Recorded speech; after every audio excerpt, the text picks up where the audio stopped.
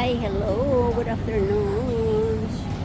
I'm here in the underground supermarket, exploring the underground supermarket in Hong Kong, Yanlong, Hong Kong. Yan. Yan guys, napaka-fresh po ng mga prutas, oh. Ayan.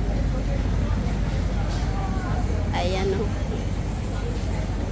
Ang daming klase-klase pong mga prutas.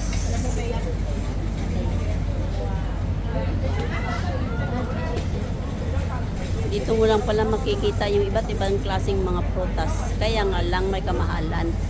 Fresco talaga. At saka yung mga ibang hindi mo makikita sa market, sa mga wheat market na mga gulay. Dito mo lang makikita. May hinahanap kang mga gulay na ano, gaya ng mga pang-salad. Dito ka pumunta. Ang dami talaga. Ayan o. Talaga mga fresh o.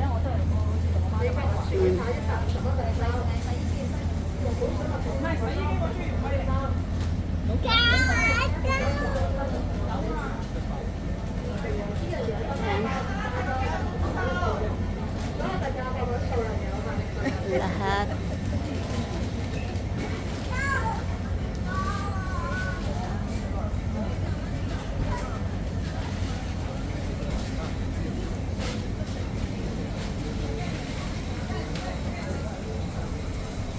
Kaya nga lang kung hindi mo talaga to sadyain, yung hindi nakakaalam ay hindi talaga alam tong ano, kasi underground eh siya.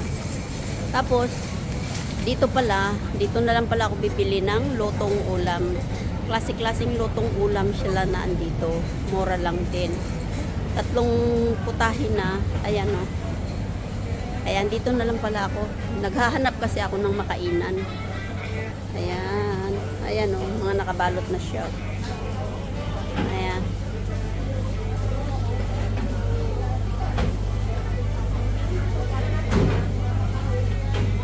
Ayan o, ang dami o. Mimili ka lang guys. Ayan, may crab. Naluto na siya o, luto na. Ang lalaki ng hipon. Oh, $78.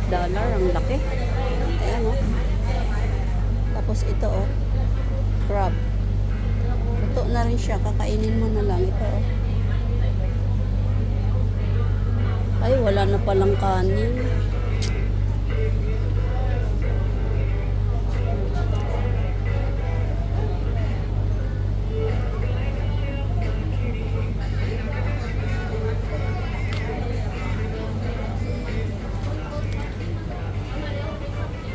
Mura na rin guys eh. Kasi mo wala ng kanin. May nakabalot na ng kanin oh. Fried rice siya. Kaso ang dami naman yan. Hindi ko kayang ubusin. Wow, $28 nung kanin na pin-fried rice na. Red rice naman nga. Maganda siya. Mahal kasi red rice eh. Yun.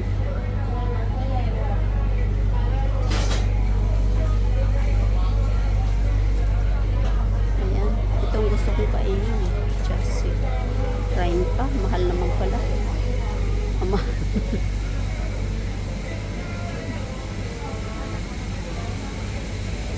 Ito guys, oh, para siyang ano, para siyang biko sa atin ito.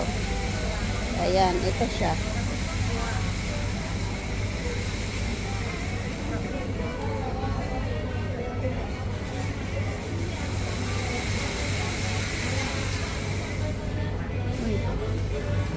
Mahal nga lang. Para na rin akong kumain din ano. Bibili ako ng ano, ng putahe tapos kanin. Ang dami naman nun. So yun lang guys. Salamat sa panonood nyo sa akin.